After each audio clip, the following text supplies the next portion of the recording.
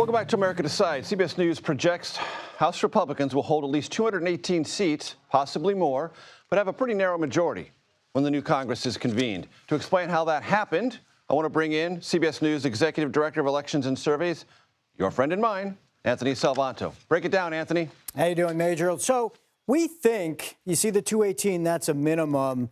When you say maybe more, Republicans could end up around 221, maybe plus or minus one, maybe 220, maybe 222, something right around there. And there's a few House races still outstanding. But the way that this happened really came down a lot to California. We did make a projection in Arizona today.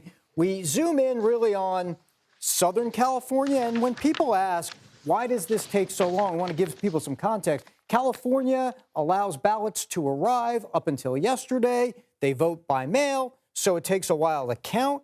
The story here, I'm going to tap on a couple of these, where you've got some of the races that were tight. Democrats were able to hold on down and around an area you and I know well as we head down towards Orange County, San Diego area. So Democrats held on a couple there, but Republicans tended to do well around the Central Valley. This race was projected today in the 41st, and there's another one that we are watching very closely up around the north part of Orange County for Michelle Steele here. So what the overall point here is not much has really changed from the last Congress to this one. So Republicans just edging over that 218 that they would need, Major. And Anthony, would you say those California results reflected in part the larger percentage of the popular vote that President-elect Trump pulled out of California this time around? You know, California, a lot of this has to do with how they draw their districts. California has more competitive districts, not just because of the geography that you see here, a lot of Democrats concentrated across in the coast, more Republicans in the Inland Empire and the Central Valley, but also because via a commission, you don't get as many heavily gerrymandered, heavily partisan districts. That's part of the story as well, Major.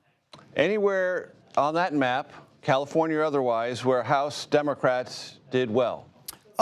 Here and there, there's a couple outstanding. We're going to watch Iowa 1 from here. Not necessarily going to go Democratic, but it's still outstanding. The Ohio 9th is one. Oh, I hit Michigan instead of Ohio there, Major. But I know how that happens. You know, not that, you know.